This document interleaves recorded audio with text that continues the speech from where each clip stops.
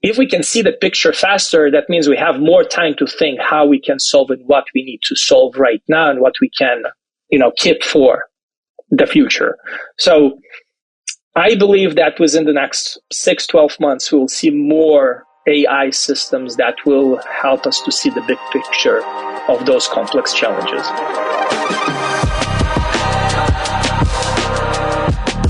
Rising above the buzz of ultrasonic cleaners and the clanking of stainless steel are the ideas and voices that are changing an industry. You're listening to the Beyond Clean podcast, the central nexus for the people, processes, and products that are improving our sterile processing world.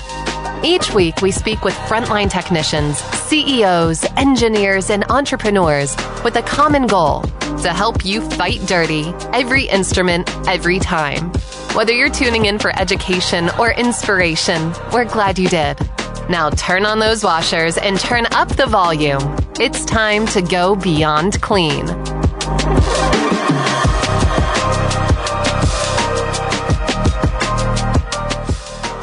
Hey there, Sterile Processing Universe. My name is Hank Balch, and this is... I'm Bobby Parker.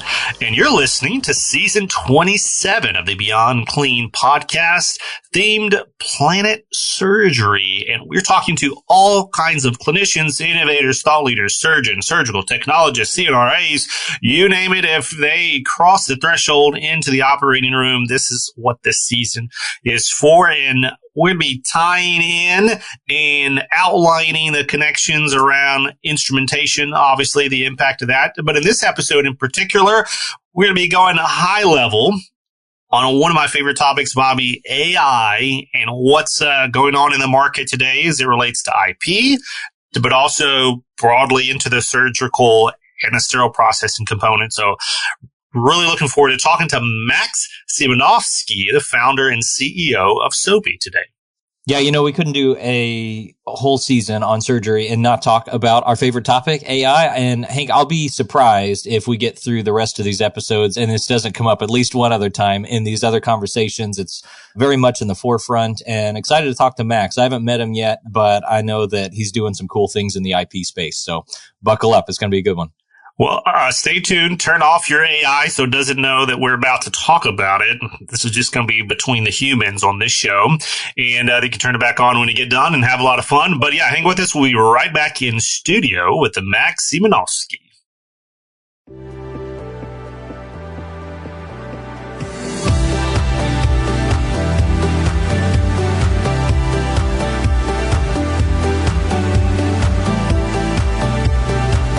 From the studios of Healthcare HQ, you're listening to Beyond Clean, the global voice of sterile processing.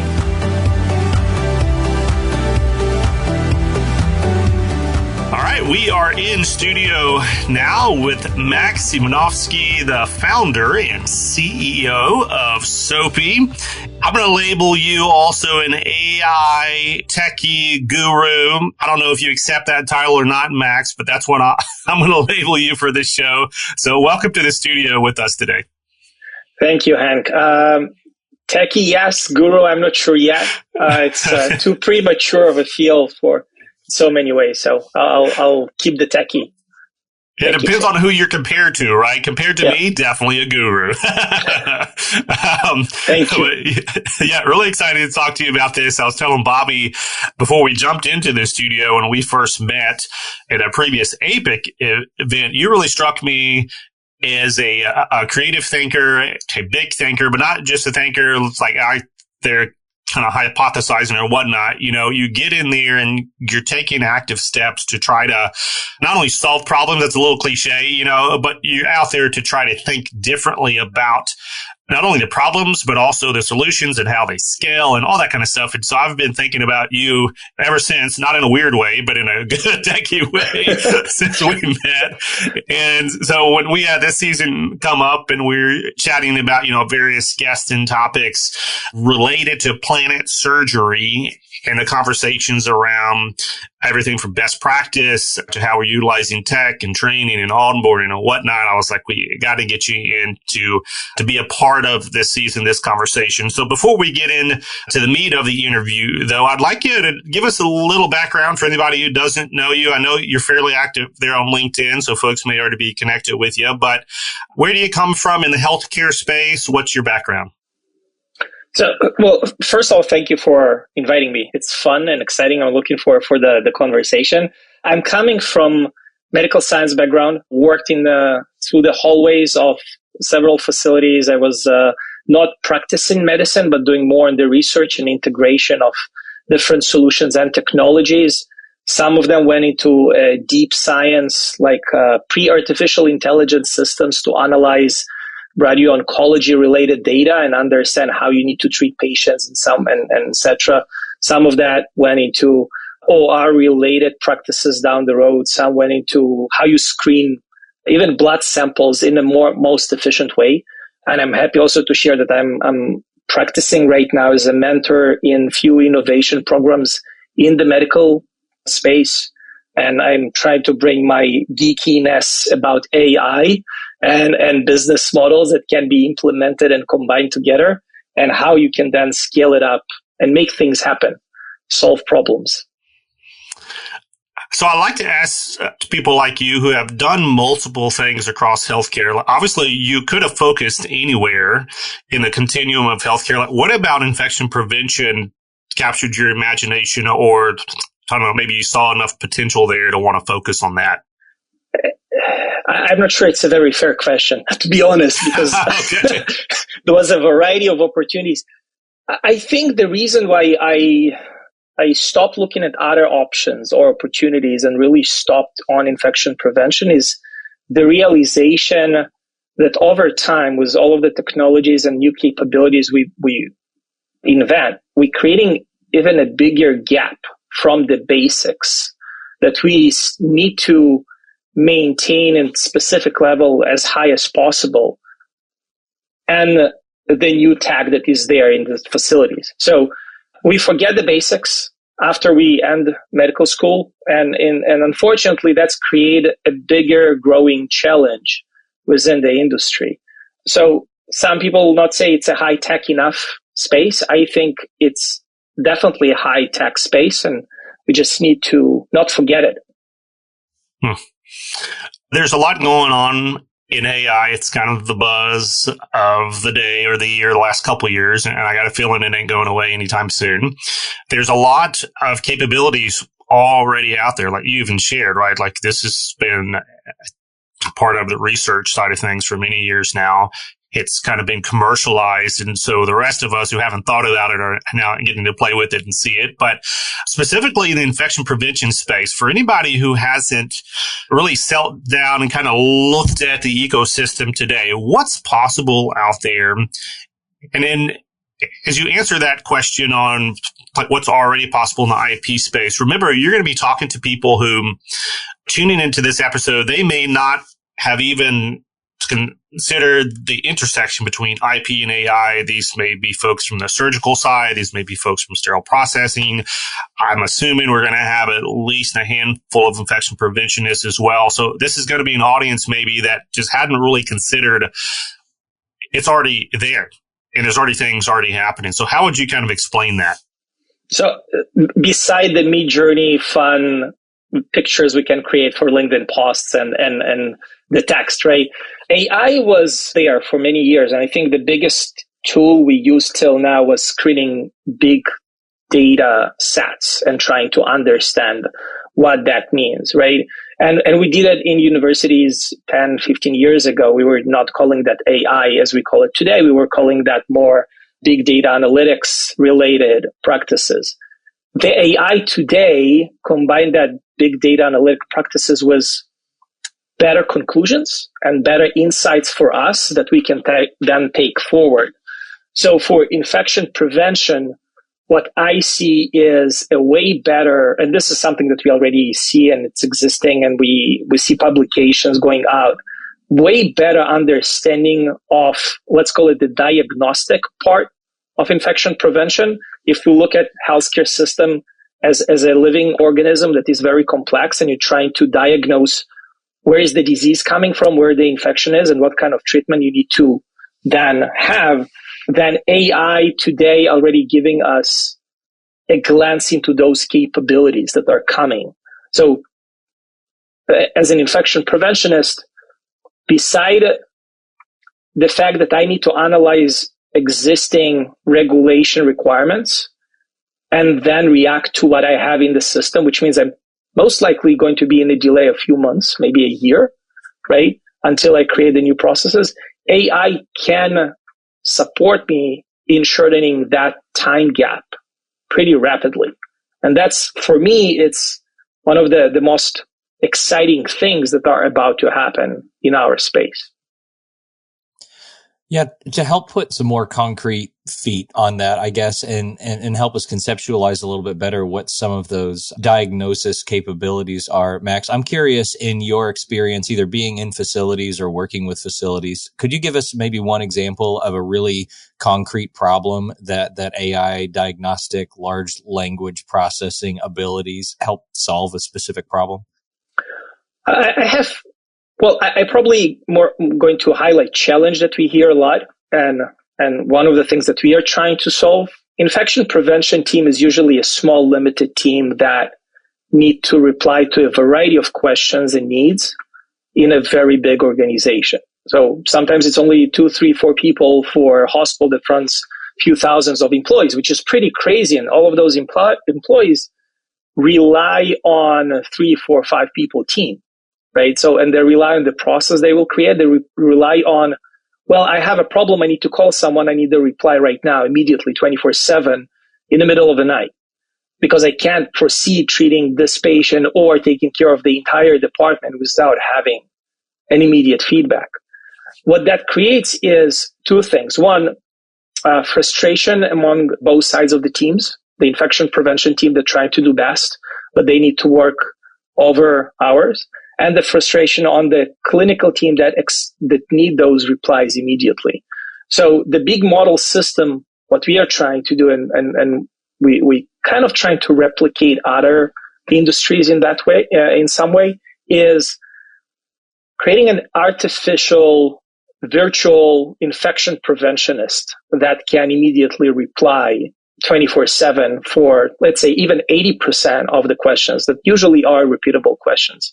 And we do have several systems that are already utilizing that. I don't want to call it a bot because it is a bot, but I don't like the bot definition. It's too broad. I'd call it still virtual infection prevention assistant that can be immediately there. So instead of having a team of 4 people or 5 people, you suddenly have infinity team members that are available for the entire healthcare facility 24/7. Yeah, I think that's the tipping point or precipice that we're approaching with AI in the commercial space, is the idea of infinite humans, right? Infinite infection preventionists. And at the outset, that sounds maybe a little grimy, having to interact with a robot to get your question answered. But what it does do, and this is something that Hank and I talk about as we think about sterile processing and surgery, is help the professionals in their space work at what we call top of license, of having your infection preventionist being able to escape from those emails and actually be in the sterile processing department doing audits and assessments, things that would be very difficult for an AI to replicate. And I think that's only going to be a good thing for our infection preventionists as they interface with surgery and with sterile processing, being able to do those kind of top of license things that AI can't reproduce. So that is really exciting. I'm curious, what gaps do you think exist with AI's capabilities, and what do you think maybe it's going to be able to do in the next, we'll say 6 to 12 months in the IP space, which at the pace of AI, that may as well be a decade from now because it's moving so fast. But do your best. What are we going to see in 6 to 12 months? 6 to 12 months. Well, I'll start with the gaps. I think the biggest gap, and that's not only for the infection prevention or any healthcare, it's first of all the trust in AI related solutions. We're still working that the human factor, the people, we are still working on, can we really trust? And you touched that, Bobby, by saying, can I interact with the robot and what do I feel about it, right? We don't trust Alexa, which is located in the big majority of our households over here in the States. And we think that she's listening and doing everything with that information. So we have a problem of trust. At the same time, if you remove the AI headline and you think about the other technological systems we already have in healthcare, there are a variety of AI algorithms already incorporated, and we use that 24/7. Some of them in the patient management systems, right? In the billing systems, in insights from radiation oncology, like X-rays and MRIs, etc. Well, it's already there. So if we can close that gap of trust and understand that AI is a buzzword, but we're already using it for many years, then a lot of magic will happen almost immediately. And in terms of what can be done, so in infection prevention specifically, many of the old challenges that we know about for 100 years and plus are very complex challenges, and they're human factor related.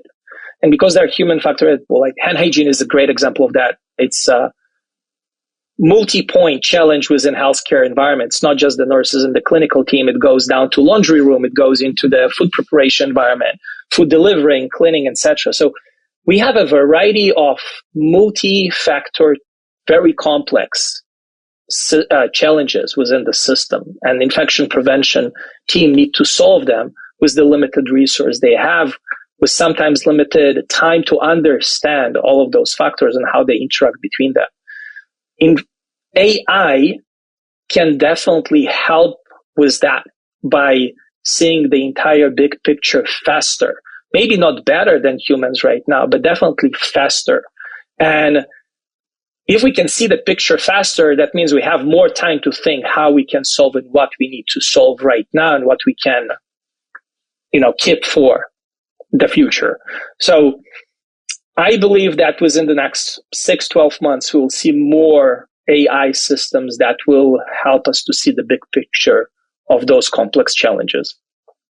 So, Max, I'm going to nerd out a little bit here, and I hope the audience is seeing some of the potential here already, right? Like we're about halfway into the interview now, and you've already thrown out some, really big implications. When you talk about infinity access, to IP support, not to replace again, like this is kind of the Iron Man, suit, right? It's like the man's there, but you've got all these now superpowers that you can do so much more that you couldn't have done, or it would have taken you an extremely long amount of time. To your last comment, right? We're shortening timelines. We're extending knowledge. It's that knowledge piece that I want to come back to you and ask about. The little AI that I've played with, primarily through ChatGPT, through Notebook, like LM Notebook on Google, I think, and a couple of others, you're able to put these categories. You may laugh at how I describe this, but you're able to kind of build the brain of your custom like GPT that you build on ChatGPT, right? And like you can give it its own knowledge base. And so in some sense, when you go back to like the regulatory side of things, on the sterile processing side, for instance, we could put our big regulatory standards in this brain, and then you can ask questions of the brain, and it's going to be answering with the context of those regulatory standards now in its kind of chatbot head. And then you get answers that before you would have had to ask somebody else who knows the guidelines or whatever, and then wait for a reply or until they wake up the next morning or whatever. And now you kind of get that instant access that you were referring to. That's a long way to ask the question. What are other ways today or maybe in the future that we're going to be building that brain outside of just uploading standards or uploading data? Like, are there other ways that we're capturing or building out what these things actually can know in our departments, in our health systems, across the industry? That's an amazing question, first of all, because it's really looking into the several years ahead. So what you described right now is, and what the practice right now is, we are giving a big, again, data set and asking that data set become a more conversational data set with us, right? So that's pretty much where it is right now, which is, it's already an amazing thing that we can do, because if that data set is up changing a bit, I don't need to read through the entire thing. I want the bot or the AI just give me what happened. Because it's a machine learning, and because it can, if you can give it the capabilities of continue learning from the practices on the ground within, let's say, just one hospital, just let's take one simple hospital, even not going through the entire a big system, one hospital. Through the year, there are so many events happening that are linked to that regulation requirements that are, and let's call it external regulation. Then you have internal practices, right? So let's call those two data sets are the brain of that. That's the starting point of that brain. But then you have the interaction with people. And let's say at some point, and this is go to kids education, and we are the kids, we'll be the kids right now, and the AI will be the teacher. At some point, I, as a teacher, notice that I have a repeating question from all of the kids in the school. Same thing again and again, even though we talked about it, even though it was deployed in emails and visuals through the facility, etc. But the question is repeating again and again from the new employees and not that new employees. What that means is that the way we deliver the data to the kids is not good. It's not sinking in, right? So an AI can identify those kind of changes very fast and then suggest what is the better way to deliver that information, so the education process will happen faster. The best example of that in those capabilities of AI is 10 years old, and is coming from gaming. The way kids learn in gaming environment is way faster, probably 2 decades better than what we have in schools, including universities those days. And this is coming from AI algorithms. So this equilibrium between positive reinforcement and punishment that are happening in games, we don't see that in education, definitely not in healthcare enough, definitely not in IP-related practices. AI can do it way better than what we do right now. We just need to give it the right direction. Here is the data. Start showing us how to learn better. That's crazy. And I'm glad you brought up the gamification piece. We're going to have an episode in this season, either before or after yours, that's specifically talking about gamification in the OR and on the training front by Dr. Eric Price. So great segue into that episode. Man, that learning, that personalized learning is an aspect of AI, again, that I don't think clinicians especially are really valuing to the level that they should. It's not just this external thing that's, standardized across whatever, and I can ask it, whatever questions, but it doesn't know anything about my challenge, right? And that's always the pushback when you go over around best practices or audits or how your policies or procedures. It's, yeah, but my policy here says that we do this. And what you're saying is you're going to have the capabilities now, depending on where the AI is deployed and how that data is coming back into the brain, the more of that personalized department specific data you can build just terrific programs around that. I mean, that's really, really exciting. Let me ask you on the front about, in the last 12 months, I've done a couple of educational presentations around AI and clinical use, and I have distinguished between two categories I call corporate AI and consumer AI. Corporate AI would be these innovators and companies that are creating programs or leveraging AI and then selling them into healthcare facilities to use it as a part of a program. And then consumer AI is the ones that I've kind of been talking about, Chat GPT, the Claude AIs, the Googles, the Groks now for X. They do different things. They do some similar things. They do a lot of similar things, obviously. What do you see the greatest potential clinical impact? And I know that's a big question too, right? But are we going to be seeing consumer AI coming in as individuals are using these consumer tools to change their clinical practice every day? And or is the answer going to come potentially quicker or better or whatever from the corporate AI solutions coming in specifically built for the healthcare environment? What kind of answer you prefer? The scary one, right? The apocalyptic related, or the actual good future? No. Yeah, I want downloads, so scare me first, and then give me some good stuff. Well, it's a fun question. Let's call the scary apocalyptic version is you give all of your data to AI and then it goes crazy, like, just a crazy mind, and then you don't know where it goes and if it will use it against you or not. But I actually less concerned about that right now, even though there is a possibility that we'll end up in a very strange reality and future.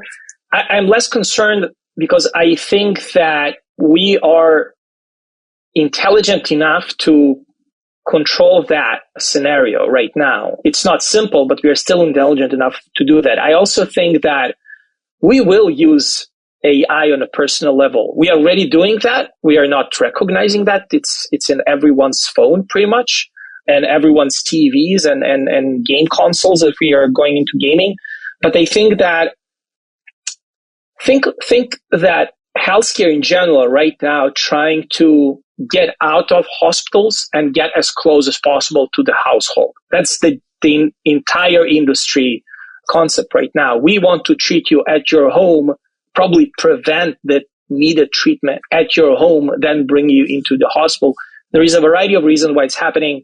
Not enough team members in healthcare facilities, the capabilities of technology and monitoring things remotely. So that trajectory is already in that, it's there. We will use AI for personal healthcare for sure. Then the question is, and you'll have crazy adapters, then fast adapters, then late adapters, as every technology, right? But I think that the big question is, why do you need to go to a medical office right now?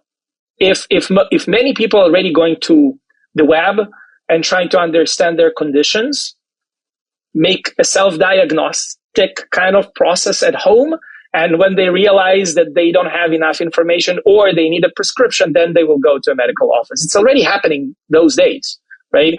So if you think about that, means that there is enough data over there, not yet organized properly for every individual, but there is enough data right now that those medical professionals are using, that if you had enough experience as they have, you could diagnose yourself, right? AI can do that. And it's been already tested to do that in by a variety of providers, including ChatGPT. So if I can't trust an AI to diagnose me properly at home, that means the only thing that they need is someone to give me a prescription, or if I have a complicated medical condition, I need to go to a provider like an operation room, which means the operation rooms in the near future will still remain mainly in hospitals, but in the 10, 20 years, we'll see more and more operation procedures even done at home. You'll just get a box that can do the procedure at home, an AI that can control it remotely, and that's it. You're freaking me out now, man. This is the reality. This is coming, guys. This is real.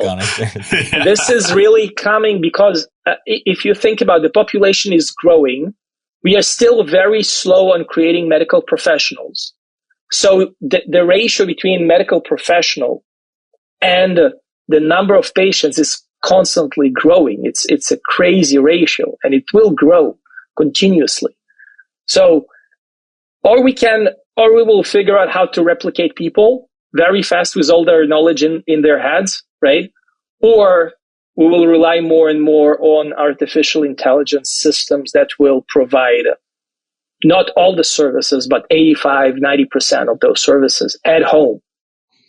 Yeah, it makes a lot of sense, Max. And if we could rewind the clock 10 years from surgical boxes being mailed to people's houses, I mean, obviously the technology is not fully there with AI, but we do have a lot of folks out there who are very forward thinking that want to be as involved as they can and be on the leading edge of this, particularly in the clinical environment, like our sterile processing folks, our OR folks. but maybe the technology hasn't quite caught up. Do you have any advice as kind of closing thoughts for our listeners of how they can stay actively involved for those people who are early adopters in the AI conversation? Definitely. I'll give my own example. Roughly once in a week, I have an open-minded whiteboard conversations with ChatGPT-like system. So I have a challenge and I want to discuss it with someone. Not always I have the right professional within my circles to really go and try to get to the right resolution and granulation of that challenge. And AI is a pretty good listener and pretty good replier as well. So for an infection prevention people or for sterilization professionals, you can use those platforms with the right data sets as a mentor or as a helper, right? So it can help you formulate your thoughts better or your questions, which is even more important. And it can help you and suggest what are the potential solutions or ways to improve a process that is already there. And you have a gut feeling this process is not good enough. Sometimes you have, if you work enough in the industry, you suddenly have a gut feeling, well, something is not working the way it should be. AI can help you understanding what that gut feeling is right now. No need to wait 10 years for the surgical boxes delivered to your home. That's immediate use. In your whiteboard conversations, like with ChatGPT, for instance, like have you created your own custom GPT that you're interacting with, or are you just using the full Monty thing? I have dozens of those for different purposes. Yeah, Okay. I started to use ChatGPT probably like the open version, probably the third day it went out. So heavy user. I like the ChatGPT. We're going to have to talk some more about this. I got you on here because I wanted to chat through it, and now we're done with the episode, and I still got more questions and more applications here. But Max, terrific job at exactly what I wanted to happen out of this episode happened. Is I think we threw out enough ideas and enough kind of loose ends out here for people to pull on to see that this is connected to a massive shift in opportunity. It's not easy. There's nothing easy about AI implications or growth or whatever, but it's coming for us, as you mentioned. And there's a lot of good that's coming for us. There's a lot of challenges that we need to navigate. But, for clinicians in 2025 and beyond, it's not something that we can in good conscience ignore. And to Bobby's question at the end, there's a lot of folks, especially listening to our show, I know, that want to be on the cutting edge. They want to know and be a part of the solution as it's being built. So, man, yeah, you knocked it out of the park. If folks have questions like I do for you, what's the best way for people to get in contact with you to follow up? Well, LinkedIn definitely a simple way to reach me out. I'm pretty active and I reply to everyone who reach out. At least I try. But then you have, my personal email, which is max.s@soapy.care. Reach out. I like the AI conversations. There is a variety of things we can do and the future is great. It's just starting.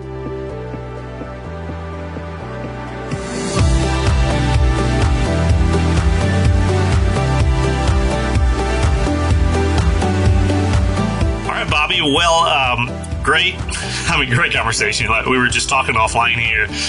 All the implications that Max brought up in sterile processing, in OR, and IP, across healthcare, quite frankly.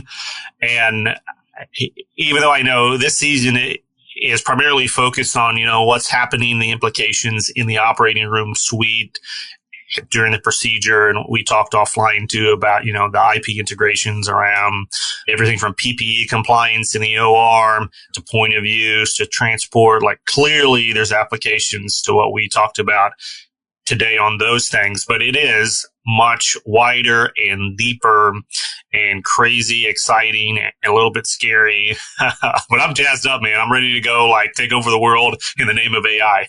Yeah, that conversation around sending care towards homes, I wonder how big of an impact that's going to have on medical errors. Obviously, huge problem in the hospital scene. And so being able to get people outside of the environment where they're picking up HAIs, I think definitely massive potential there. And we didn't get to talk about it a whole lot with Max, but it seems as though there are already a lot of solutions out there that are helping take better care of patients, like looking at and evaluating lab data, trying to identify sepsis in patients, things like that. I've heard of being already in EMRs that are out there today. So definitely accelerating at a quick pace, and hopefully we can start chipping away at that HAI number that troubles hospitals so much. Yeah, his comments even about the way he uses consumer AI as a brainstorming partner, kind of a conversation partner, as an innovator.